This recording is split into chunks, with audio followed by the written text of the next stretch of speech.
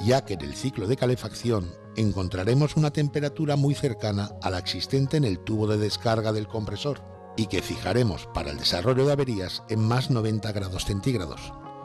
Por último, instalaremos una vaina en el tubo fino que sale de la unidad interior, que corresponde al final del condensador, donde mediremos el subenfriamiento del líquido existente en este punto.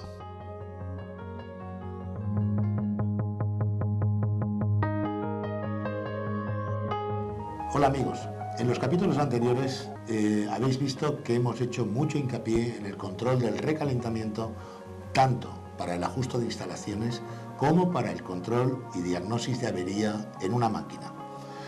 Bueno, llega el momento de que vamos a tomar otro dato de interés y en este caso va a ser el subenfriamiento que trae la instalación.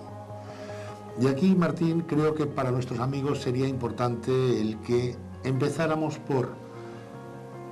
Hasta ahora hemos tenido una presión de baja y un control de recalentamiento. Sí. Esto nos aseguraba dos cosas importantes, que eran el que no llegaría líquido a la aspiración del motor y por otro lado que habría un aprovechamiento de todo el serpentín de la evaporadora con líquido haciendo el cambio de estado a base de robar calor del ambiente. Correcto. Bueno, con esto controlábamos la unidad evaporadora.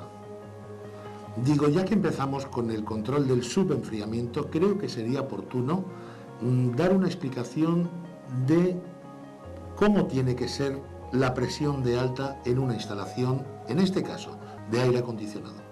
Bien, considero que en principio, antes de hablar de presiones de condensación, tendríamos que hablar, si acaso, de temperaturas de condensación. En todo cambio de estado, sobre todo si estamos hablando de un paso del estado gaseoso al líquido, lo que tendrá que suceder es que este gas suelte su calor al medio condensante, en este caso el aire. Para que esto sea posible, debe existir una diferencia de temperaturas.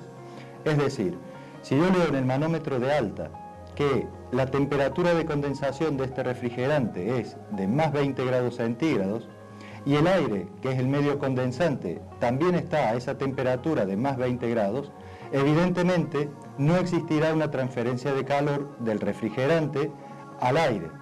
Por lo tanto, no tendremos una condensación posible.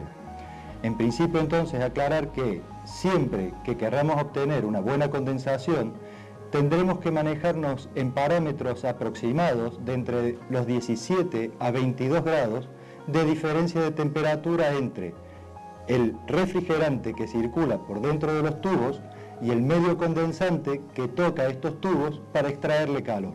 O sea, Martín, lo que tú me quieres decir, a ver si lo he entendido, sería que para yo entender qué temperatura de condensación es la correcta, en principio tendría que tomar el aire que rodea a la condensadora, qué temperatura tiene. A esta temperatura sumarle entre 17 y 22 grados y a partir de aquí tendría una temperatura óptima de condensación. ¿Puede que sea esto? Sí, esto es de alguna manera real, pero claro, dependerá de la temperatura ambiente que tenga este aire. Es decir, esta diferencia que damos entre 17 y 22 grados es porque variará según la temperatura ambiente. Ahora también hay que tener en claro que cuando hablamos de una temperatura de condensación, esto se traducirá en una determinada presión según qué refrigerante esté utilizando esta máquina. En principio utilizaremos como un valor correcto de condensación los 20 grados para poder analizar respecto de esto el funcionamiento de la máquina como temperaturas de condensación superiores o inferiores. Entonces, Martín, veremos que cuando hablábamos de la temperatura de evaporación de un fluido, teníamos la misma temperatura de evaporación en todo el circuito, debido a que había un fluido circulando y había la relación presión-temperatura. Pregunto, cuando estemos hablando de temperatura de condensación, ¿tendré la misma presión al principio que al final del condensador? Bueno, en principio, esto de mantenerse la presión dentro de la condensadora es relativo. Existirá una pérdida de presión por el mismo efecto del fluido circulando, pero descartaremos esta pérdida de presión. Ahora, lo que sí es importante afirmar es que lo que se va a mantener constante va a ser su temperatura de condensación.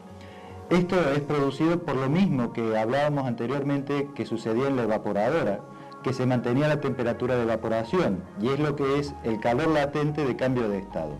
Siempre que un cuerpo está cambiando de estado, la temperatura no varía porque todo el calor, en este caso, que suelta el refrigerante en la condensadora, sirve exclusivamente para transformar el gas en líquido.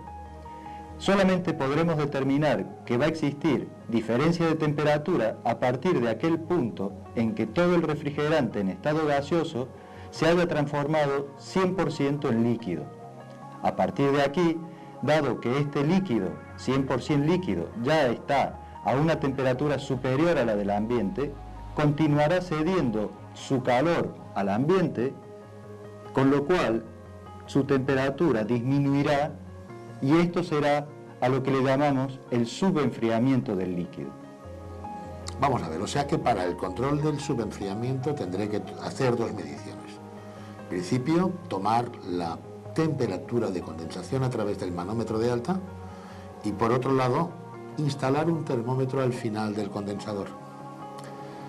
Claro, tendré que encontrar una diferencia de temperatura entre la de condensación y la que localice el termómetro en el último tubo. Esto en principio he entendido que nos asegurará que tenemos fluido refrigerante en estado líquido y que ha estado dispuesto a soltar calor al ambiente al estar a una temperatura superior. Creo que es una ventaja tener esto, pero ¿qué más ventajas tendremos controlando este subenfriamiento? Efectivamente, el detectar esta diferencia de temperatura, que tomaremos en principio entre 7 y 12 grados, entre lo que es la temperatura de condensación marcada por el manómetro y la detectada por el termómetro al final de la condensadora, nos garantiza lo que tú acabas de comentar. Ahora bien, hay otra ventaja de controlar el subenfriamiento, y es lo siguiente: pensemos que este líquido que hemos obtenido en la condensadora sale a una temperatura bastante superior a la que queremos lograr cuando este líquido comience a evaporar. Por lo tanto, necesariamente deberá tener un descenso de temperatura desde la de condensación hasta la de evaporación. El refrigerante logra este descenso de su propia temperatura a través de una autoevaporación. Es decir, habrá una porción, una fracción, un porcentaje de este líquido que pasará al estado gaseoso, robándole calor al resto del refrigerante líquido, que allí comenzará su evaporación a la temperatura que nosotros pedimos para que la máquina funcione correctamente. Claro, es normal. Creo que lo he entendido. O sea, como más cerca estén la temperatura de condensación con la temperatura a la cual este fluido líquido va a evaporar, menos desgaste del mismo para poder pasar de una temperatura a la otra. Correcto. Eso quiere decir que tendremos una mayor proporción de líquido en la evaporadora, que es efectivamente lo que logrará la producción de frío, el cambio de líquido a vapor.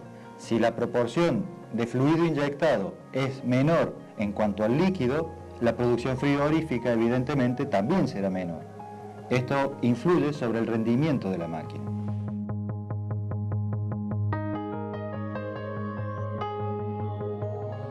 Para la carga total de refrigerante en una instalación, empezaremos haciendo un vacío, hasta que al cerrar el grifo del puente de manómetros, la aguja nos indique un vacío de 760 milímetros o 30 pulgadas de columna de mercurio y lo mantenga. Una vez comprobado que la instalación mantiene el vacío, procederemos a romperlo 3 veces. O sea, con la instalación parada, por supuesto, le entraremos nitrógeno hasta conseguir una presión aproximada de 60 psi o 4 bars y descargaremos el nitrógeno de la instalación hasta la presión atmosférica. Seguidamente repetiremos esta operación 3 veces con el fin de dejar deshidratada la instalación a unos niveles óptimos para su buen funcionamiento.